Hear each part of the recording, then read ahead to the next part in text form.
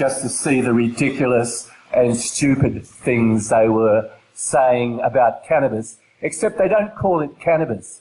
They say it's marijuana. And this is where the word marijuana enters the Australian vocabulary. It's not till 1938 that the word marijuana is known in Australia. Before then, there was medical cannabis, and cannabis was one of the most important drugs of the time, if not the most important. It was a part of the most popular medicine in Australia, J. Collis Brown's chlorodyne. And so what the Americans did was they renamed cannabis indica, and that's what drug cannabis was called in 1938. It was known as cannabis indica. And they rename it as marijuana, and then they start this, propaganda campaign about the evils of marijuana, which has gone on for almost 8 decades now, 8 decades of lies. And so we rarely use the M word as cannabis reform activists. We always talk about cannabis rather than marijuana. Anyway, so that's who I am. Now we're here to welcome Dr. Andrew Katelaris, who's come up to do this talk. Andrew's going to be talking about the science of cannabis and cannabis's extraordinary powers as a healing herb. So could you please welcome Andrew Katelaris?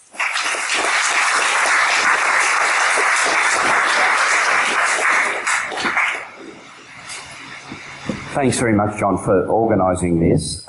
We're going to talk about the science of cannabis, but first we're actually going to talk about the non-science of cannabis, and that'll be the first part. Okay.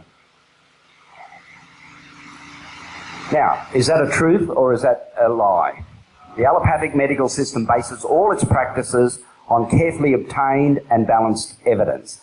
Let's examine a few examples. Okay.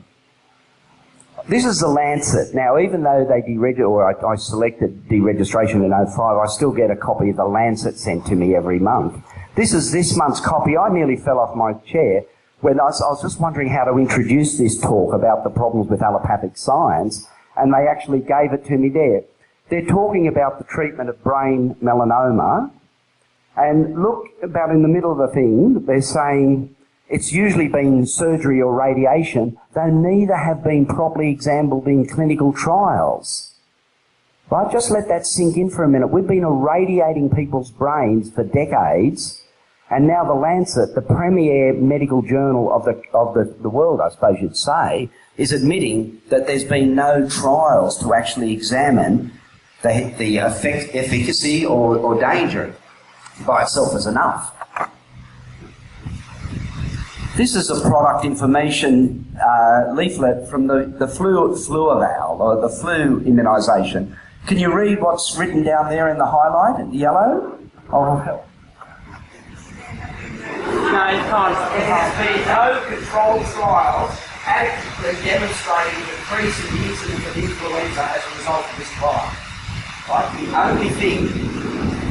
The only thing they've done to justify the billions of dollars that governments of the world and individuals are spending on these this particular type of immunisation is demonstrate an antibody rise in the people.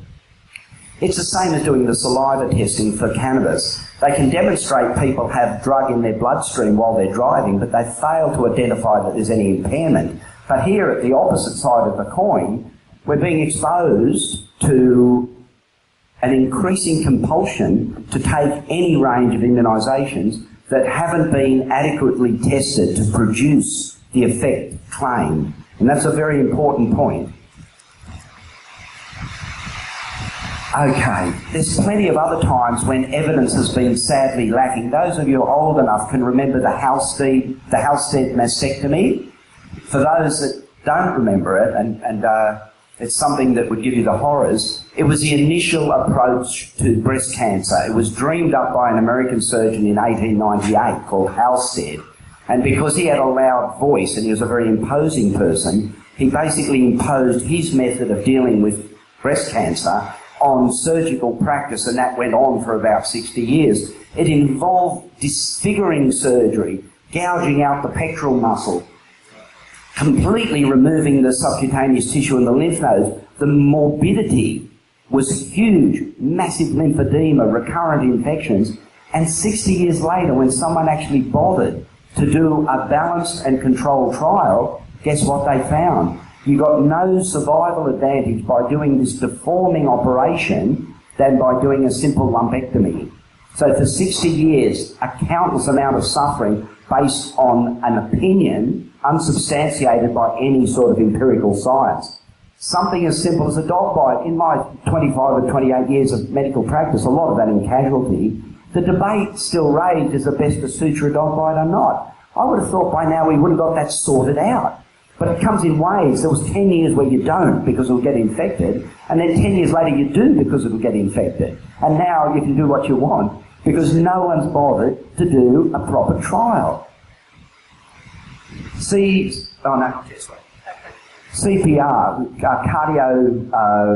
pulmonary resuscitation, it's been in practice, it's been taught to countless people for decades now, but now it comes out when someone bothered to do a controlled test, the breathing part adds no longevity or no success to the whole procedure, and they've actually rethought the way it's done. How did those guidelines get so entrenched that they're actually photocopied and put on everyone's pool fence and things like that, when it actually makes no difference and it could have easily been determined with a little bit of empirical investigation? Okay, in a like manner, the cut, burn and poison approach to neoplastic diseases has only ever been compared to similar treatments, but has never been compared to a holistic treatment or cannabis treatment or any other modality whatsoever. In those few times back in the 60s when it was found that focused meditation could produce an effect better than chemotherapy. And that's the work of Ian Gawler, and that's been pushed down into the shadows of history. For the ABC, big cheer for the ABC.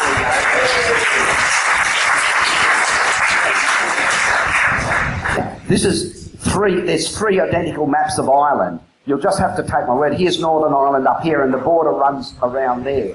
Down at the bottom here is a scale. At the purple end of the scale is high incidence. At the lower end of the scale, the green end, is low incidence. Each of these refers to prostate cancer, leukemia, and pancreatic cancer. So basically, a doctor by the name of Declan Waugh, W-A-U-G-H, Declan Waugh, has taken publicly available health statistics and compared Northern Ireland, where there's no fluoridation, with Southern Ireland, where there's compulsory fluoridation. You couldn't make up, you just have to take my word, these are green, right? You go and look on the internet to make sure that I haven't unhinged my mind and telling you falsehoods, but the evidence for the danger of fluoride is screaming at us, and yet someone like Plevisek, when she was health minister, said, oh, we consider it's the single greatest health initiative that this country's ever taken. That's the sort of people that we're allowing to govern us. I wish that was clearly seen, but you've got to take my word and confirm it for yourself that the adverse health effect, and one of the leading reasons for the progression of the cancer epidemic we're now having, is iatrogenic. It is the fluoridation of the water, and just to add insult to injury, they're actually using fluorosilicates sourced from the Shanghai Rock Phosphate Company as a waste product of phosphate fertilizer manufacture. Right? You couldn't make this stuff up if you tried. All right, thanks. All right, I want to briefly talk about different types of medical studies, because scientifically and morally truncated people talk a lot about the need for trials without actually understanding what they're talking about. There's plenty of different types of trials, and they're each designed to have a specific function. Now, the first ones you can do are longitudinal studies. That's where you'll follow, say, health outcomes in children, and you might follow them every 7 years for 21 years or something like that. That's a longitudinal study. You can have a snapshot or a cross-sectional study where you go and look at all the 7-year-olds and just see where they're all at, but without a longitudinal. There's observational ones versus controlled. By that, the observational ones, people do what they want and you follow them. Do pot smokers get more lung cancer? Do new drinkers get more liver cancer? They're observational studies where you're not intervening in what's going on. You're observing it versus a controlled one where you give a person a certain drug or treatment and see where they go. Now, they always talk about phase 1, 2 and 3 clinical trials. It's pretty simple. Phase 1 is meant to be when you give the substance under question to a group of normal people or people unaffected by the disease to detect tolerability, toxicity and some sort of dose response of tolerability.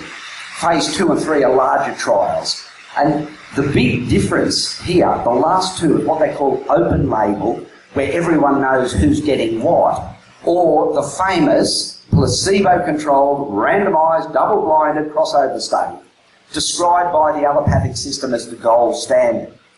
It's not the gold standard of anything except comparative studies looking at small differences between similar drugs. So the classic case, for instance, someone puts out a beta blocker blood pressure tablet. There'll be beta lock, and they'll do their little study and say, look, we've got a 20% reduction in blood pressure. We're a success. But someone will come out with labetalol. They've added a little molecule here or there, and they'll get a 25% increase. So we're the leading drug. The whole idea of these placebo-controlled, randomised crossover studies is to detect small differences. Is it suitable for looking at the medical effects of cannabis? No, for a number of reasons. Firstly, we use whole plant extracts in our therapy, and we customise the extract depending on the condition as being treated. For instance, if I'm treating a child with intractable childhood epilepsy and no other associated conditions, we almost always start with a CBD-dominant cannabis, usually in the form of CBDA, and then we run through an algorithm depending on the responses. But my experience has been that if you add too much THC, for instance, to a CBD cannabis with some of these children, you provoke seizures. And there's a reason for that, probably based on the fact that there's an unbalanced CB1 receptor stimulation on these children, whereas CB1 and 2 are equally stimulated by CBD. So there's a difference in effect. And we customise. My attitude is that these little children with a life-threatening disease are not lab rats. There was already a courageous mother in Tasmania who said, why would I subject my child to a placebo-controlled trial when I'm very well controlled on the herbal medicine that the kind fellow up in the hills is growing for me? Why should I do that? And I agree with her. Why should you? The children are not lab rats. We're not here to prove that cannabis works better than Epilim or Dilantin or Zigabatrin or Clobazam or all the other poisons that they throw at these kids on massive price scales. We're not there to do that. We're happy that we treat the person, we minimise the toxicity by reducing the allopathic drugs, and let the parents decide what's the best treatment. We don't need to have it published in the Lancet. You're already seeing what the Lancet are admitting to. We work directly at the human level with the parents and the child, and that's where it needs to stay. Having said that, if they want to run a medical cannabis trial with seizure disorders, I would demand that we get an equal cut of the pie, i.e. we get half the patients to treat our way, and not only can they compare GW Pharmaceuticals with Uncle Glob's whatever, but the way we manage it, which integrates family therapy, because that's very important, nutritional therapy and cannabis therapy. So we don't treat the kids like lab rats to make an academic point. We're human trying to do the best that humans should do. Okay. What's wrong with the randomised placebo-controlled double-blinded studies? As I said, they're designed to detect small difference between similar drugs, generally to gain commercial advantage over the competition. I've already said that a single drug is not what we're after. We don't want to prove that CBD as a monotherapy is better than this or that. We want to quell the seizures and allow the child to develop to their full potential. And as I said before, that involves physical, nutritional and psychological therapy. And it's not done by some turkey in a white coat with a clipboard. There has to be a lot more warmth and love in the process, I think, than that. Okay. Of course, privately owned and monopoly controlled media is the best organisation to form public drug policy. You saw an example on the wall there that John put up. Let's see where the pastor's been. Yeah, shoot. No, next one, please.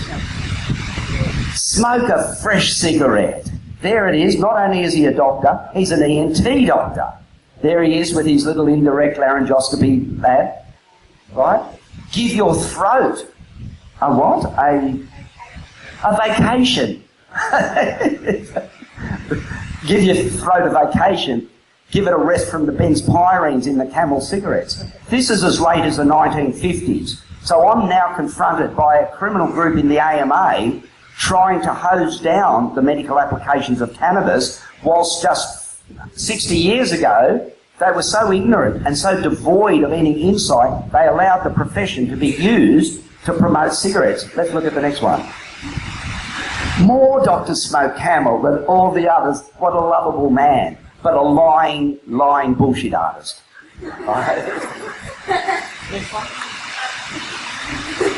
Okay, I'm sorry this is so poor quality, but it's fascinating. Look, the docs are out there on the right smoking the Camel, but it's all right for the mum. She can go and get the Philip Morris. That'll help the baby. You couldn't make this stuff up. These are published advertisements from the 1950s. Okay, next one. Oh, now, I like this one. Right? All over America, more scientists and educators smoke Kent with the micronite filter. That sounds like a really catchy advertising. What's in the famous micronite filter? Does anyone know? Asbestos. That's why they're not talking about it anymore. Right? The famous micronite filter died a quiet death when they realised they were getting non-occupationally exposed mesotheliomas. Right? So much for the educators. Okay, it's not only cigarettes. Look at this. Better start in life. Start cola earlier. You want to get type 2 diabetes before the next one, don't you?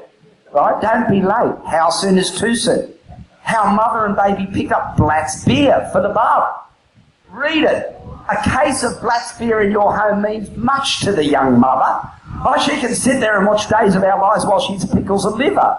Does wonders for the breastfeeding as well. I'm not making this up. These are the people that are this takes a cake. Restoring sex power. Shove a pellet of radium up your ass. Right? This is exactly what they're saying. Admittedly, this was in 1910. Right? How many rectal cancers by wannabes trying to restore their sex power, I don't know. But then along came reefer madness. Right? It took the cake. Not only is it bad or dangerous, we've got the devil himself carrying off these hapless victims. Insanity, vice, degradation, sex orgies. I thought, when I saw that as a teenager, I thought, yes, finally, I've got to get some pot. Okay, next one. Assassin of youth. Okay, wild meds and thrills. Take the next one. There's always... Now, a weed from the devil's garden. Look how they put pejorative terminology. We laugh about this now, but children and adults are sickening and dying because the Randolph-Hearst Press vomited up this garbage and the Murdoch Press continues to do so. Right? I mean, you've all read 1984, We're Living in It. They've just put the iron fist in a velvet glove and poisoning your mind this way. Look at this one, daring drug space. Needles? Never seen anyone inject cannabis except the cowboys at the wellness clinic, which we'll talk about soon enough. But they're not associated with needles. Why have they done that? They're conflating the narcotic use with cannabis use. Shame, horror, despair. I mean, these are very, very pejorative terminologies. Weird orgies and wild parties, unleashed passions. I'm still waiting. The pot must have been a lot stronger there. All right, of course, we all know it's all about the money or the power that the money brings. Now, leaving aside, I'll just give you a few reality checks about the world we're living in.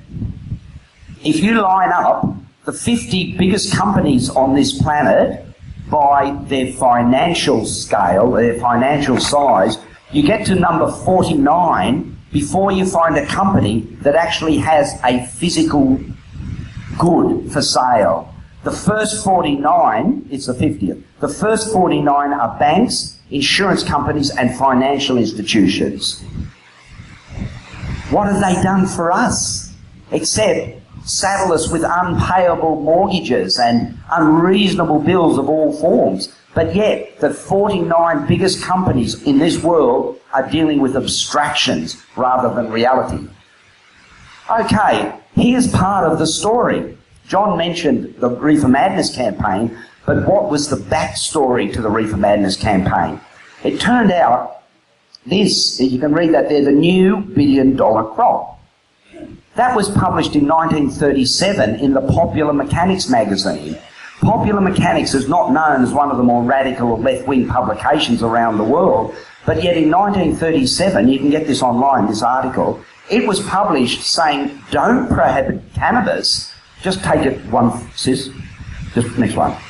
The discovery of this machine, this is a Schlichten decorticator, and it was revolutionising the production of hemp and dramatically lowering its cost. So they literally thought hemp, which had been held back industrially because there was no mechanisation and it was done by generally black slave labour in the US and other places like that. Without slaves, it was very hard to hand process the hemp. When the Schlichten decorticator came along, the hemp industry said, whoopee, we're all going to be millionaires. Except the Randolph-Hearst Press had other ideas, and it had nothing to do with the drug cannabis. That's something you have to understand. That is an entire smokescreen. What it had to do was destroy the industrial potential of hemp so nylon and the other hydrocarbons could get into the market. And that's exactly what happened. The world changed in the 1930s when the petrochemical barons basically took over the world and changed us from a carbohydrate or a sun-powered world to a hydrocarbon or chemical world. Okay.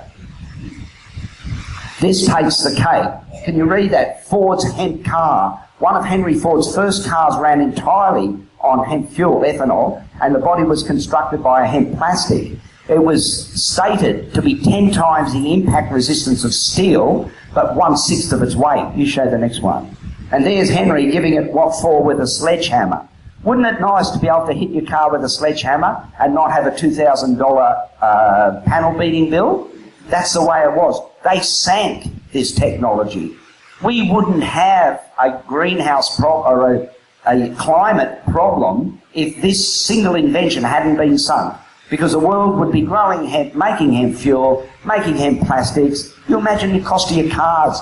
No rust, no panel beating. The whole disaster could have been avoided. We're in the grip of avaricious psychopaths, and I say that advisedly, avaricious psychopaths, because what's the point of what they're doing? Degrading the forests, the reefs, the oceans. What is the end game? That's why they're psychopaths. They don't have an end game. Okay. From 1850 till 1937, cannabis was used as a prime medicine for more than 100 separate illnesses or diseases in the US. As John mentioned, there's the indica stuff. That's why they had to change the name to marijuana. Because if you said, oh, we're going to ban your cannabis indica, they said, oh, but the baby's using it when he's got a fever, and mum uses it when she's got the migraines, dad's using it when he's had a bad day after work. In 1858, a recipe to make hash oil using an alcohol extraction very similar to our current method was published in the Australian magazine, Australian newspaper. Right? It was an accepted part of the whole of life. They had to create this monster of marijuana using the full force of the Randolph-Hearst Press. Okay, sister.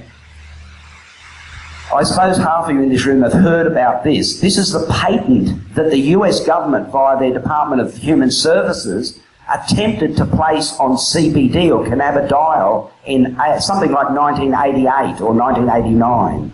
So here was a drug, a plant from which it is derived, had been repeatedly labelled as having high potential for abuse and no capacity for medical use. Here's the US government putting a patent on it, and look what they say it's good for. Particularly good in application as neuroprotectants. So if one of your parents has a stroke, the first action you should do is load them up with CBD cannabis, and you'll minimise the amount of neurological deficit. The US government knew about this in 1985. We only found out in 1990. But it's a tragedy of, look at the list there, strokes, trauma, neurodegenerative diseases like Alzheimer's disease, At the same time, they're maintaining a prohibition based on there being no medical effect. In fact, that's why they didn't pursue the patent. They couldn't think it through that the DEA and their patent are contradictory. All right. Why does cannabis appear to have such a miraculous range of therapeutic effects across a whole range of diseases that seem completely unrelated? Things as widely different as childhood epilepsy or Crohn's disease, inflammatory bowel disease, Alzheimer's disease, post-traumatic stress disorder. These things seem to have nothing in common with each other. To understand the role of cannabis therapeutics in those, you have to understand, I'll just take a few minutes it's not a very good diagram, but this is a small section of a cell. The body's composed of billions and trillions of these cells. Each one is similar in structure in that it has a cell membrane, which is a phospholipid, and through the cell membrane are these receptors. Okay, just keep that in mind. So the cell talks to the cells next to it by excreting messages which then bind to receptors. The receptor works through the cell and affects a change, like it pumps out calcium or pumps in potassium. Whatever the particular receptor is primed to do, it will do it. Okay, see? The endocannabinoid system was discovered by Ralph Maturin and his colleagues in Israel after several years of research. It was interesting. They didn't realise it at the time, but it was a US government medical grant that Ralph Maturin conned that got him started. So the endocannabinoid system, which is going to revolutionise human therapeutics, totally revolutionise, the change from pre-cannabis to widespread use of cannabis will have a much bigger positive impact on the population than it did when antibiotics were introduced. Right? It's that transformational. That's the way I see it. Now look, over there on your left, you see a part of a synapse. At the top is one of the nerve fibres coming from the top part of your body, and down there is a nerve fibre that receives a message and travels. Now, almost all our nerve impulses simply run in one direction, just like a one-way road. They run down this way. But with the discovery of the endocannabinoid system, this is what happens in the endocannabinoid system, and this is why it's so amazing. That's what we call the postsynaptic membrane. Now, say for instance, say for instance you have a bit of a fright, and you know your adrenaline's out there and your knees are knocking and your heart's beating and things like that, you know, and you're still pumping adrenaline down. There has to be something to say, okay mate, it's not that bad, the Mack truck didn't get you this time, you know, relax. What happens, as far as we understand, for some intelligence in the body manifests the anandamide, which is the endocannabinoid. Now, just briefly, so you understand it, endo just means inside of the body. So there's three different types of cannabinoids. The endocannabinoid, which is made by your body that binds onto the receptors. The phytocannabinoid, which you get from plants, or the synthetic cannabinoids, which the chemists make in the lab. They all bind to cannabinoid receptors in different ways and have significantly different effects. But their commonality is that they bind to these receptors. The receptors occur on the presynaptic membrane.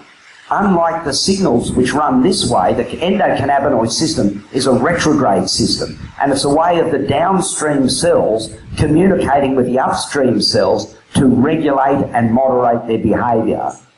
Okay, it's an essential mechanism of homeostasis. That's the function of the endocannabinoid system. And it's not restricted to one function. Homeostasis means maintaining a balance, and it maintains the balance across all the systems at the very cellular level. So it's essential in cell-to-cell or paracrine communication. Now, why are we getting epidemics of disease that we haven't seen before? Things like autism and upswings in asthma and all the rest of it. There appears to be, and this is speculative, but it's speculative based on reasonable science, there appears to be evolving a condition across humanity who's living in a Western lifestyle. It doesn't apply to humanity that's living in an organic, natural lifestyle somewhere else. But we're developing widespread endocannabinoid deficiency. And the absence of the endocannabinoids, we lose our homeostasis and the body simply doesn't function. It is becoming apparent to me, although this is still an evolving science, that in order for you to make this anandamide, the anandamide is a chemical messenger which is made from the cell membrane when it's needed to tell the other cell to calm down. So the downstream cells, like me, pulls off a little bit of muscle, throws it up there, say, hey mate, just relax. Okay, that's the way it works, it seems. But if you don't have, for the last, say, 7 years, you haven't been eating the right fats and lipids, you've been down at McDonald's getting your full share of trans fats and esterified bloody hydrocarbons and all the other weird things that they put in the food, your cell membranes can only incorporate what you offer them. So if you're not offering them the right essential fatty acids, the membrane is not properly formed, and when it's called on to produce anandamide, you don't have the substrate, you don't have the necessary fatty acids to produce the messenger, so the message fails and your body spirals out of control. How do we fix it? Hemp seed. Right? I'll talk about this till I run out of air, basically. Hemp seed is the single most nutritionally dense and balanced food available to humanity. The fact that it can be grown in an organic fashion very easily on a plant which produces all the textile and short fibre uses for humanity. Yeah. Hemp seed, it's very rare in a food today to find a food that's demonstrably hypoallergenic. At this stage, no significant food allergy has been demonstrated to the hemp, largely because it's completely untouched by agricultural chemicals. But also it has a perfect balance of omega-3 and 6 and the essential cofactors, the B group vitamins, the magnesium, the zinc, the manganese, and other cofactors that are necessary for the organism to absorb and utilise it. The trouble with allopathic medicine, they talk about, oh, we did a trial on fish oil, we did a trial on that. In other words, they fed it to someone. But it's more than just taking something in. It has to be absorbed to be effective. And this is why they're getting such contradictory results from a lot of the nutritional studies. Oh, we tried antioxidants, we tried vitamin E. Things like this are nonsense because they're starting with groups that are very disparate in their nutritional status. So how can you compare an outcome? Someone may have been very well nourished with a surfeit of phytonutrients and another very deficient. Their vitamin C status, their oxidative status can all be very different. And unless we address our therapies to the underlying biochemistry, we're forever going to be treating symptoms. Okay, next one. Iatrogenic illness, from the Greek word iatros, meaning doctor. A iatrogenic illness is a doctor-caused illness. It's currently the 4th leading cause of death. Right? Now, people manage to shrug that off and say, hang on, wait a minute, the 4th leading cause of death is the treatments that your doctor is giving you. And they're worried about the safety of cannabis.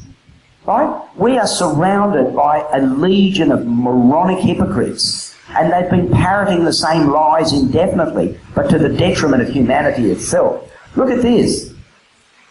Synthetic narcotics, oxycodone. 46 people a day are succumbing to oxycodone in the United States. We found as early as the 1990s, and we weren't the first ones to do it, it'd been described for decades before that, you can dramatically reduce the amount of narcotic, morphine or pethidine or whichever narcotic you're using, dramatically reduce the amount of narcotic needed to control pain by co-administering cannabis. They are what they call symbiotic. The cannabis provides useful pain relief, antispasticity, anti-nauseant and appetite stimulation and counters some of the effects of the narcotic. But by reducing the amount of morphine used, we can maximise the pain control and minimise the side effects. And I demonstrated this dozens of times. We got people's morphine dose down from 80 milligrams to 20 routinely. Even if we couldn't cure their underlying pain condition, we routinely derived at least a 50% reduction in narcotics and a much better improvement in the quality of life, not to mention savings of money. Okay. This isn't the drug your mama warned us about, oxycodone. You've got to believe it.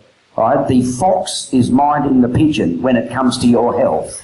They release these Everything that we were told. You remember Panadol, gentle, safe to the stomach, paracetamol, in pain persist, see your doctor. It's now recognised as a dangerous hepatic toxin. The difference between a therapeutic dose of Panadol in the long-term queue 4 hours and toxicity is very narrow. And we've probably been placing a huge oxidative stress on young kids' livers and having them recover despite our treatment rather than because of it. In the future, in an enlightened world, cannabis will not be seen as the last resort for the hopeless cases. I'm happy that we start with the last resort for the hopeless cases and make them hopeful, which is what we do in many examples. But in the future, cannabis should be used freely across a range of illnesses, starting very young. The youngest child I've treated with CBD-dominant cannabis oil was 4 weeks old, with benefit. So I'm not afraid of cannabis and its use. Okay. All right, the current medical uses of cannabis. Pain and spasticity, I don't think there's any room for debate about its use in pain and spasticity. Ask the patients. What is wrong with asking the patients? And that brings us up to this nauseating escape that the AMA and the other authority figures have of anecdotes. Oh, but it's all anecdotal. We've turned up with the case histories of several of our Dravet patients, and you're all familiar with Dravet syndrome from Charlotte Figge in the United States? Okay, Charlotte Figge was a 5-year-old sufferer of Dravet syndrome, D-R-A-V-E-T. It's intractable myoclonic epilepsy of catastrophic myoclonal epilepsy of infancy. And the name says it all. If you call a disease catastrophic myoclonal epilepsy of infancy, you get an idea of just how serious it is. And it is serious. I mean, we're talking dozens of seizures. We're talking about progressive loss of capacity, the inability to speak at 6 and 7 and beyond, and an early death. Right? Not only does it affect the child, but it draws the whole family and the other siblings into this whirlpool of anxiety and midnight rushes to the hospital and coping with toxicity of drug trials and blistering skin reactions and urgent blood dyscrasia set out by the drug. We're talking a really, really nasty and serious illness. Anyway, Charlotte Figge's father, despite his ex-Marine sort of I've had a dialogue with him, he's a nice fellow.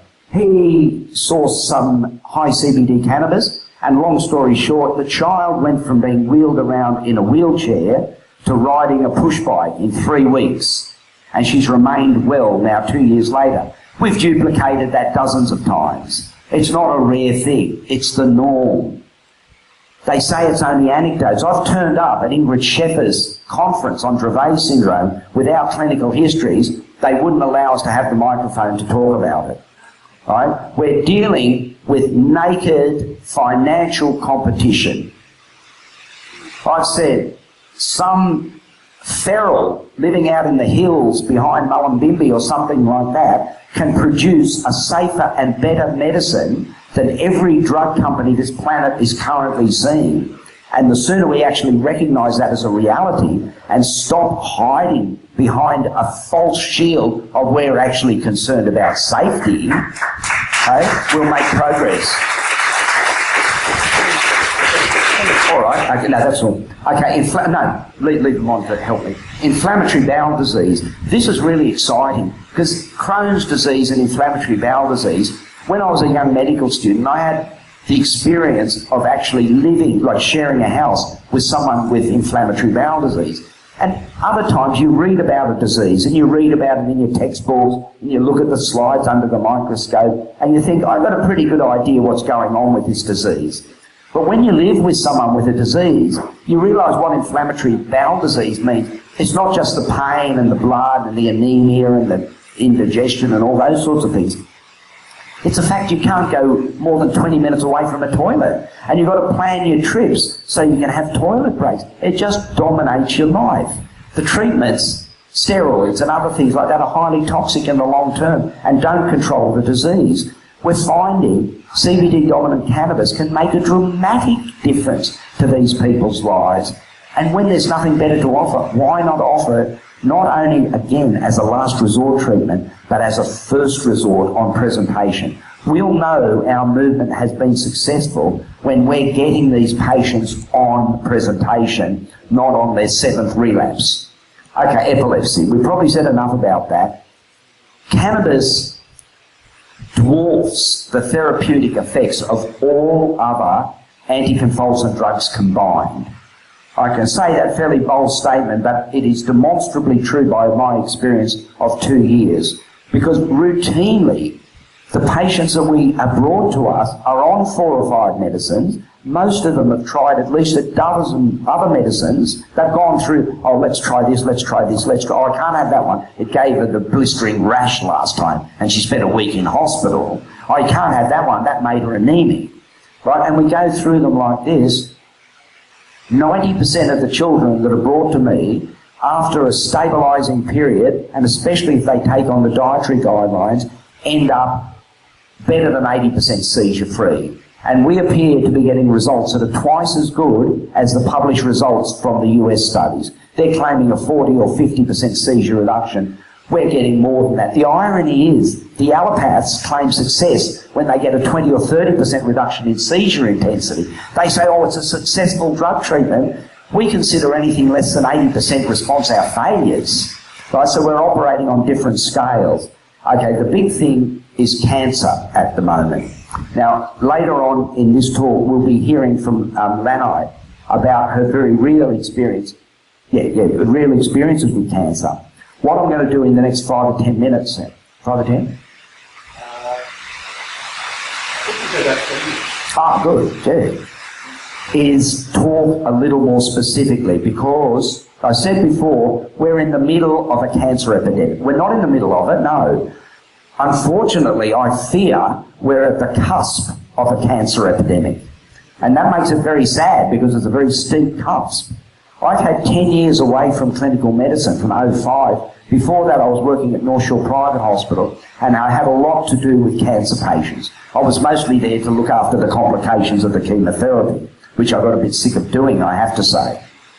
But in the period that I've been away from clinical medicine, the behaviour of the cancers appears to be dramatically more aggressive. We're seeing cancers that I was used to seeing in older people, the pancreatic cancers, things like that. We're seeing them in 30-year-old women. We're seeing bowel cancers in 19 and 20-year-old children. Right? These things I haven't seen before. Admittedly, we're in a place that may be attracting the more severe ones, but there is a real effect going on. The government's boasting that 1 in 3 of us are going to have cancer now, but in the future it's going to be 1 in 2. What sort of health policy is that?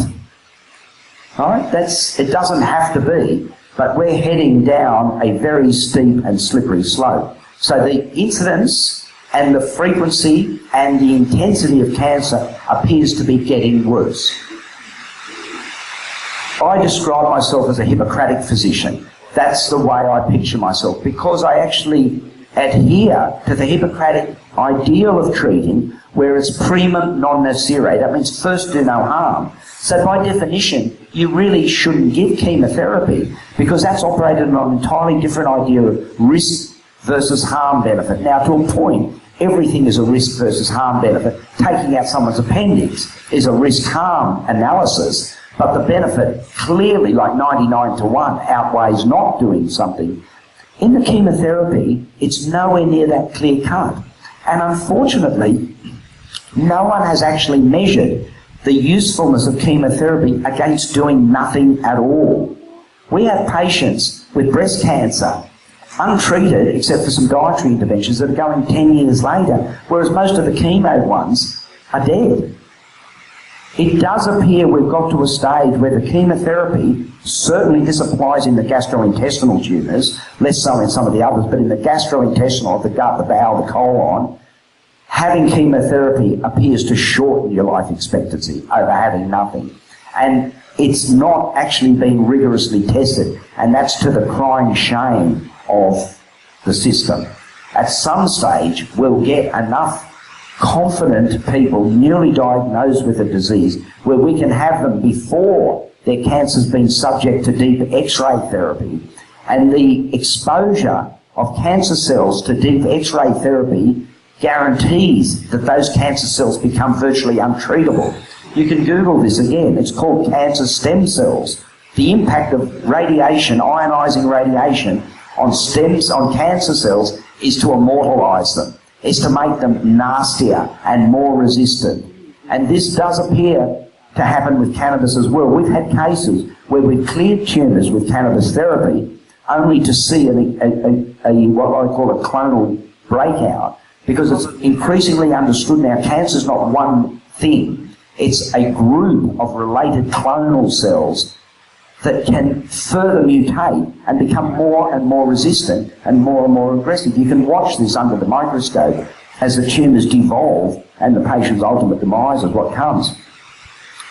I have to say, and I do want to give a cautionary note about the use of high-dose oral cannabis in the treatment of advanced metastatic disease. A lot of people are having cannabis therapies more or less forced on them by concerned relatives in the hope that it'll make mum's stage 4 lung cancer get better.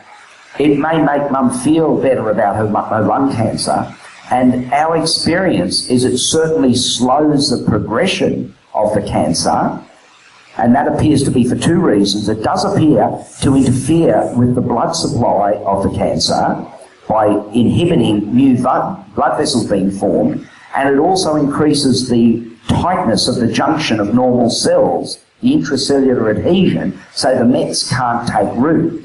Now, with the exception of primary brain cancers, which appear to respond fairly well to cannabis therapy and something that should be urgently investigated, I've been trying to get a GBM or a glioblastoma multiforme trial going at North Shore Hospital for 3 years now, but we haven't got it through the ethics committee. We simply want to add high-dose cannabis to the current regime and just see, but eventually we'll get that. We're getting closer. But some cancers do well with cannabis. The primary brain cancers appear to be one. Part of the reason for poor responses of cancers to cannabis appears to be, firstly, the cancers generally have a very poor blood supply. The exception, like the primary brain tumours, because the primary brain tumours run along blood vessels, it's relatively easy for the medicine to get to them. But if you've got a solid lung tumour, it's got a relatively poor blood supply, and the cannabis can get all through your body, but it won't soak into the cancer in any meaningful way. Now, having said that too, there can be an intrinsic resistance to cannabis and the cancer cells. This is sad. I was really hopeful we'd have much more impact, but I've become a little more guarded in what I say about the use of cannabis for cancer now. Mainly, it's very useful as an adjunct to treatment. In certain cancers, and I'll include primary brain and the hematological malignancies like leukemia, where they're exposed in the bloodstream and the blood levels are much easier to attain, they should be going full on, make all the effort there. But with the others, I prefer to rely much more on a drastic nutritional approach to cancer and use the cannabis in lower doses to enhance the person's well-being rather than fill them up with this legendary 1 gram from the Rick Simpson method. I've seen a couple of responses to Rick Simpson therapy over 2 years, but it's been dwarfed by the non-responders. So it's not a magic bullet. And the reality is the cancers that we're experiencing are lethal. And, I mean, daily we're getting death notices from people we've been associated with. Childhood osteosarcomas, PNETs, all these rare tumours are becoming less rare, unfortunately. And at current state of the art, we often don't have the answers. And we have to fall into caring mode. So the only true cure for cancer is prevention. And the only true prevention is to heal the environment. We have to start from the soil and the water and work upwards. But that's not happening. We're fighting a losing battle with psychopaths that want to convert Australia into a gas fracking colony and blast channels through the barrier reef. I don't believe in the death penalty, but I'll make exceptions for people so lacking in moral rectitude that they can actually plan these sorts of things, knowing that they're going to have a tragically detrimental effect on not only on this generation, but future generations. Now, should we do questions, John? Yeah. I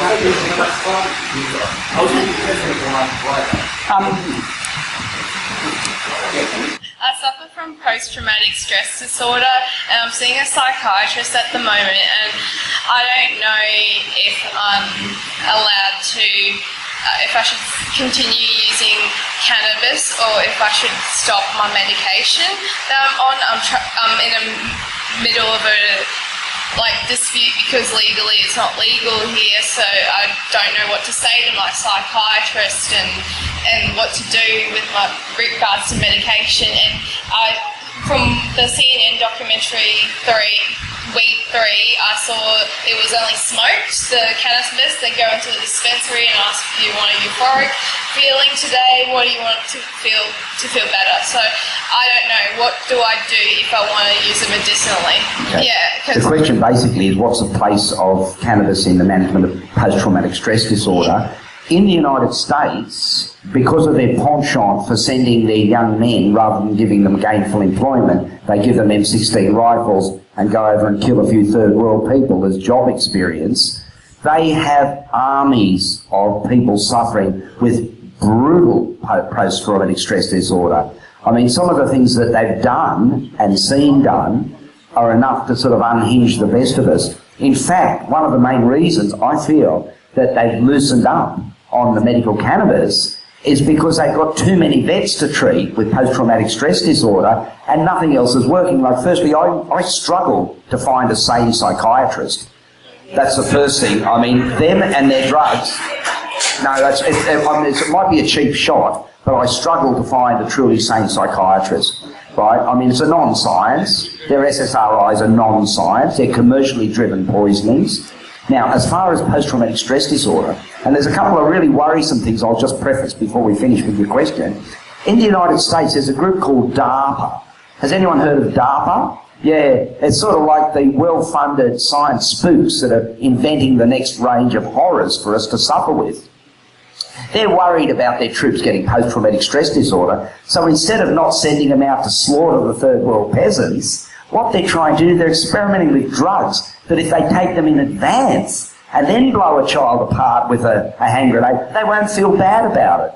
They're doing what I call a moral lobotomy on their troops. The next thing is they're going to replace all these pesky humans that have these things like problems after they've been traumatised with robots that can kill without conscience. So it's a big issue. But coming back to yours, there's a very clear place for cannabis in post-traumatic stress disorder. It almost always should involve a sizable component of CBD, but it doesn't have to be limited to that. And in a sense, it's a question of, I don't know about a dispensary at Nimbin. We dream about the time where people can come into our dispensaries and have a choice of a range of cannabis. And as you mentioned, you can be offered, say, a sativa for daytime use, a sedating indica at night, a CBD one for background medication. There's a lot of subtleties we can apply, but until we get access to regular growing, which we're developing ourselves, we're not waiting, and analytical facilities, again, which we're not waiting for but setting up ourselves, we'll be able to offer a much more rational approach and a much better treatment outcome. Be very sceptical of some of the SSRI drugs. They worry about the safety of cannabis. We don't know what will happen in the long term. Cannabis has been in use for 4,000 years plus, probably much, much, much more than that. The SSRIs have been in how long? Have they been in use? How can they talk about long-term safety for any of their drugs? Because they rush them to market, they use you as the guinea pigs, and if they're unacceptably dangerous, they just make them disappear like vials. But no heads roll, right? Then they'll just launch another miracle drug, and we're constantly chasing this dream of the magic bullet, which doesn't actually exist. Well, with the documentary that I saw, they were saying that troops were committing suicide less if they were to get them on cannabis, and unfortunately with post-traumatic stress disorder, what I'm looking at is cognitive therapy, and there's not much you can do medically with medicine with it because it just dulls the side effects, and then every time something bad happens to me, it gets worse, and it just gets worse until the person commits suicide. Yeah. In fact, I think I might have mentioned earlier in the talk, I mentioned it on the ABC interview, in Colorado, once recreational cannabis was legalised, there was a significant, measurable decline in suicides In domestic violence and in fatal traffic accidents, a significant measurable decline. In terms, just to finish on the PTSD and then we'll move on to something else, cannabis is not the only drug. Ecstasy-assisted psychotherapy has had wonderful effects in post-traumatic stress disorder. And a group called MAPS, the Multidisciplinary Association for Psychedelic Studies, they've actually battled for years to get these trials going, and their initial responses, I understand, have been very good. So the psychedelics can be useful for interventional therapy where you want actually to go deep into the mind and flush out a lot of those old memories and actually reset the brain. But in the short term, yes, CBD-dominant cannabis is perfectly valuable. Hello, I just wanted to ask for an alternative opinion. In the beginning of the year, I was given 4 months to live, maybe a year, and 3 weeks later I discovered somebody else's diagnosis, which devastated my life some. And then I've been epileptic since I was 8, and I discovered 36 years ago with my mother's help that whenever I smoked cannabis, I had less seizures. We experimented for 5 years, went to my favourite neurosurgeon, told him of our results, and he laughed and said, "We've always known this, but it's illegal." That was 36 years ago, and I need that much every 3 days, and it alleviates my seizures. Before that, I was on every drug going with side effects, and I couldn't control my body. But they said that now I still have an aggressive cancer, but I no way I'm going to do chemo-radium. I said, when they gave me that 1 to 4 months, maybe a year, and if I have my whole sphincter and colon removed, I might live 4 or 5 years. And in my experience, I've done home hospice work in the past, and everybody just was at their wits' end wanting to live, and the doctors peeled them apart, cut them back, put them back together, and they all got their cancers back, and all those people died in a desperate need. What was the question, though? The question is, where can I go for an alternative opinion of a GP? I saw my GP on Monday, and she said, "Oh, it's advanced, and I think you've got 6 months to live." And I don't care for their opinion. It upset me. I need an alternative opinion who's into something else. Listen, the allopathic doctors and there, "You've got 6 months to live." I mean, I once was in a tutor group with a very wise old doctor, and someone asked, "Well, how long have I got to live, doc?" And the old doc looked at him and says, "I don't ever know." He says, "I don't know how long I've got to live." Right? And that depends. Listen, it's very much like pointing the bone. Right? They tend to have self-fulfilling prophecies. That's part of the issue. One of the great pleasures of our practice at the moment, when we're using natural and cannabis-based therapies, is to multiply exceed their gruesome predictions of instant demise. 36 years ago, I was given 4 to 6 weeks to live, and it didn't work. You know, I had surgery, but I also had cannabis oil then, and that fixed me, but I haven't been able to obtain anywhere from anywhere. You haven't been able to obtain any cannabis oil. That's a disgrace to the country. We should be able to help that. No names mentioned. Someone will tap you on the shoulder in the next half hour, I expect. Well, first off, I just wanted to say thank you for coming out today and informing us all. My question is I work with some people with complex regional pain syndrome, and I just wondered if you could give any comment on the use of cannabis with complex regional pain syndrome. Complex regional pain syndrome has been in the sort of rag-bag of diagnosis for a long time, and people didn't really accept its reality and still working out what the pathophysiology is. But it seems very clear that it's some sort of reverberating neural circuit that's generating pain signals in the absence of tissue damage, right? Cannabis can certainly help, especially CBD-dominant cannabis, but again, drugs like ketamine, especially ketamine pulse therapy, can have a really good reset function on that, possibly the other psychedelics, but we're not actually investigating in that way. It would be, ketamine would be my preferred intervention in the first instance, but it's difficult to actually organise. I actually did have a successful ketamine infusion, so it was quite... I had a successful ketamine infusion in the hospitals, and it did work quite a bit, so I just wondered at the use of cannabis, but thank you very much, that's great. Okay. Hello. I'm currently at UQ. I'm studying biomedical science. I intend to study medicine and actually to get into psychiatry eventually. I've got very interested in the work of MAPS and PRISM, for example, in Australia, in terms of studying cannabis, MDMA, and the other potentially beneficial effects of using psychedelics, for example, as part of psychotherapy and all these processes. As part of me wanting to get into that kind of work, I'm inevitably going to be having to deal with academics who are part of this more conservative system of medicine and culture. Do you have any recommendations or advice on how to actually get into effective discourse when people are still dealing with all these cultural cringes around these substances, especially within these academic communities? What people have to understand is 95% of the population support medical cannabis. Right? There is no cringe. This is still the last gasps of the Randolph-Hearst press telling you that there's an issue with it. There is not an issue. Where you work will largely depend on what you want.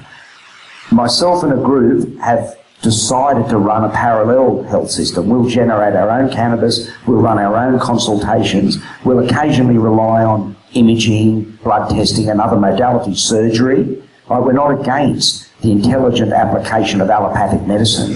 Surgery, and especially in Australia, we have a very high level of surgery, luckily, is a very advanced and refined methodology when it's wisely practiced.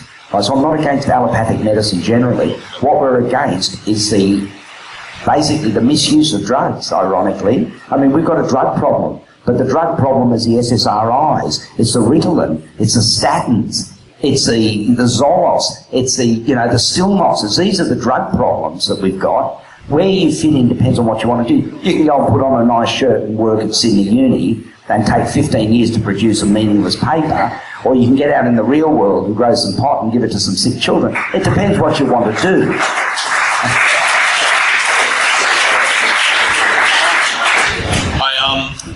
My fiance. Okay, we've got about 10 minutes, is that about right? Yes, that was my mind there. I'll be quick. My fiance was just diagnosed with squamous cell carcinoma in her mouth, and she's only 26, so she's young. And it's in very early stages as far as we're aware, but we can't be sure until we go in for a proper consultation on Tuesday. Like, she's had an oral pathologist do a biopsy and it's come back positive. It's a fairly sizable ulcer under her tongue, and I understand that area is quite vascular.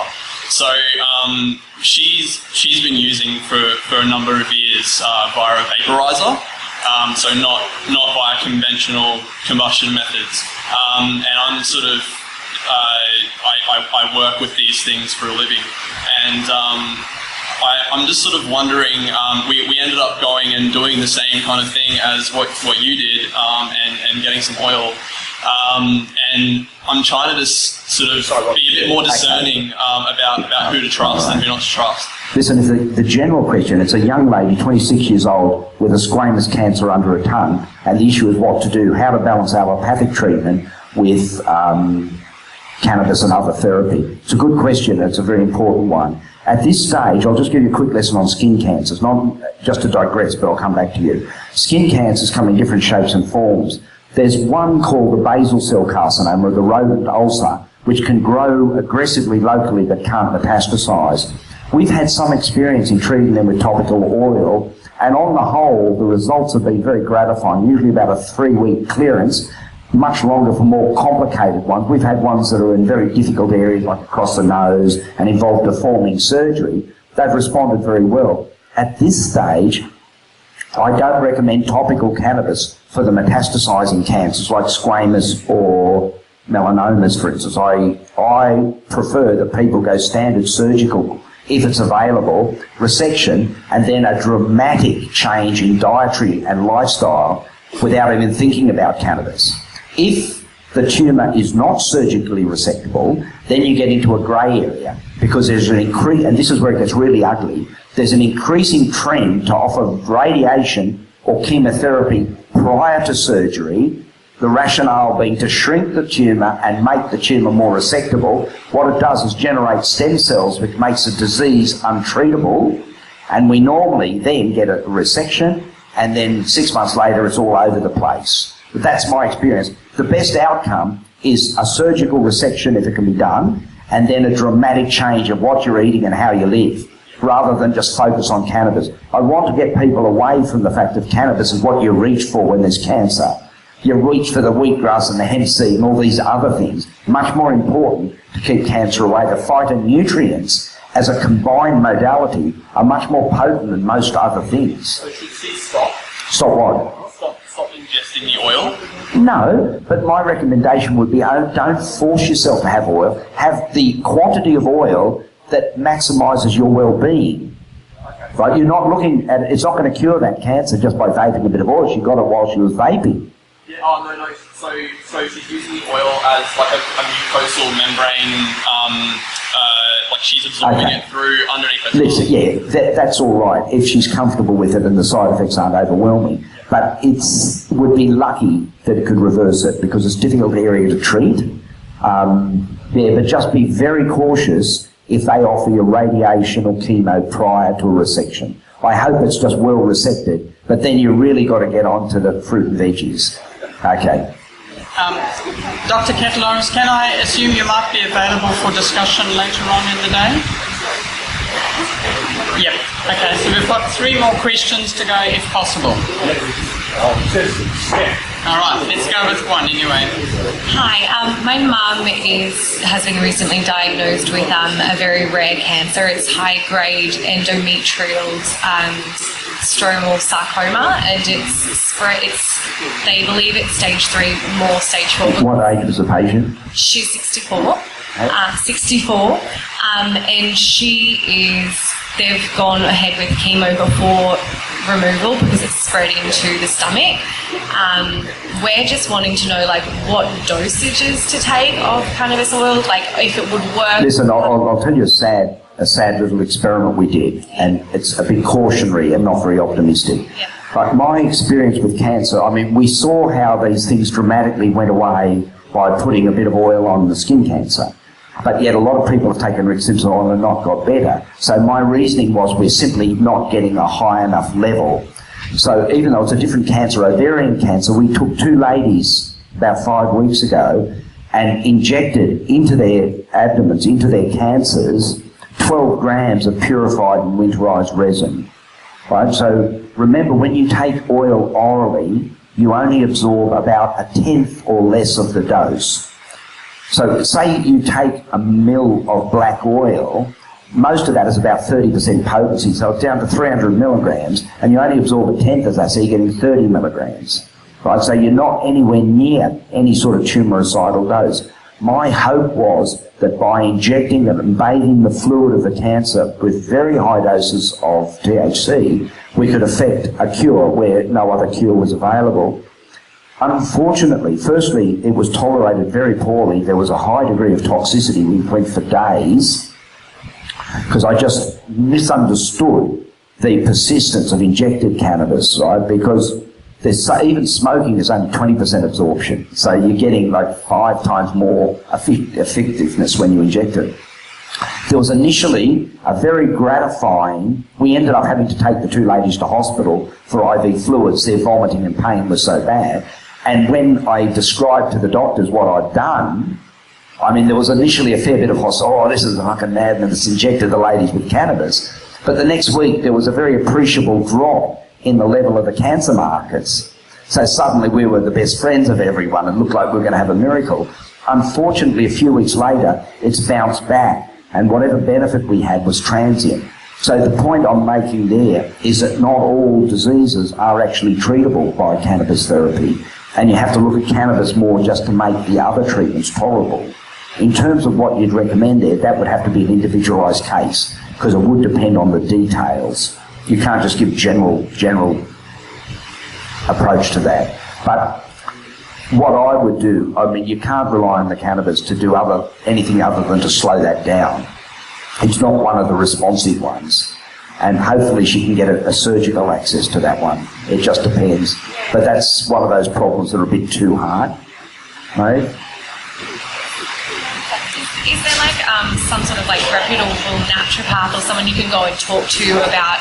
Is there like a reputable naturopath or a doctor that you can go and speak to about these things? Because like she's seeing her GP and the surgeon, and they're not really promoting it, but they're saying there are good benefits.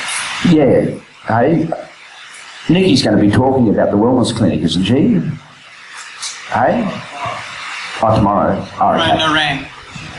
All right. You can contact the wellness clinic and have a consult either in person or by Skype if the patient can't travel. That's the best I could offer for that. Yeah. 3 very quick points with the influenza. If randomized controlled, thank you, is the gold standard. Obviously the meta-analysis is the platinum standard, and Cochrane have done that. There's absolutely no benefit from the influenza vaccine. There's no evidence that it prevents influenza. There's also no evidence that health workers who are vaccinated... No, listen, I'll make a few little interventions there, because the influenza story is interesting. Back in 1974, Richard Nixon, he tried to mandate influenza immunisation. They were going to make a mozza, but they rolled out 300,000 doses and got 30,000 cases of Guillain-Barré syndrome. Guillain-Barré is ascending paralysis, where you go to bed normal and you wake up with only your waist and above working. Very, very distressing. Did they can the influenza program pretty quickly, but no heads rolled. They didn't do any testing on that. They left it 20 years before they tried again. Now, this is a sad bit. An influenza virus has core antigens and surface antigens. So when you talk about N1H1, they're talking about neuraminidase and hemagglutinins on the surface. But there's a thing called the core antigens. And Australian scientists have developed a vaccine, not a vaccine, an inhalant immunisation against the core antigens. And all the influenza has the core antigen. You only need one, just a sniff every 7 years to give you true mucosal immunity. This is complete bullshit. This is non-science. This is basically raping the patients for financial benefit.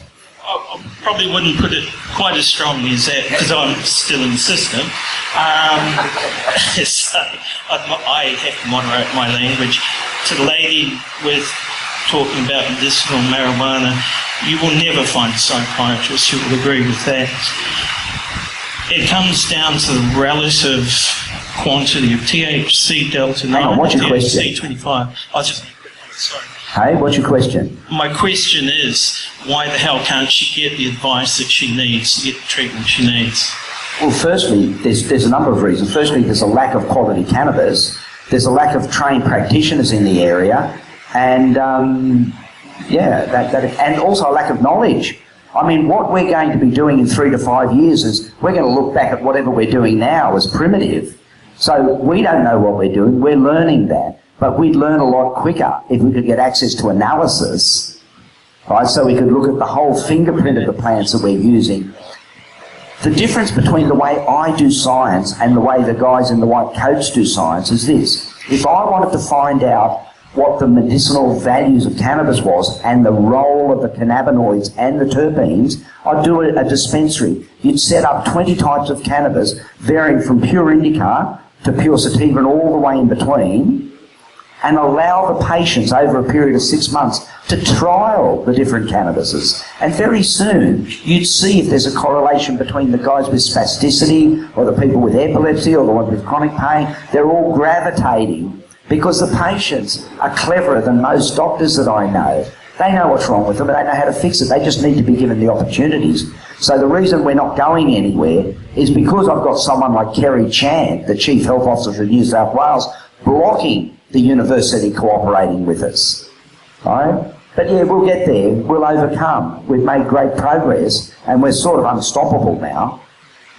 I do feel less angry and anxious when I smoke it, and I can control my emotions a lot better. That's what I've found with what I've got from leaving. You find yourself angry? I find myself less angry. And oh yeah, sure. And I can control emotions a lot better, make better decisions when I smoke. Yeah. What we're trying, and Yeah, especially with the CB dominant cannabis. I mean, I'm just starting to experiment with autism now. Like, I like to have an understanding of the diseases that I treat, but I have to say I have no understanding of what autism is, what's causing it. But the only thing that's going off, there's big red lights going off. When I see these kids, these are seriously dysfunctional kids with no hope of reversing it at this stage. They're just basically drugging them into submission. It's a major disaster because a population that doesn't look after their new generation, their children, is nothing. Right? It's just one step away from extinction, and maybe that's what we need. All right. Well, I think we should all thank Andrew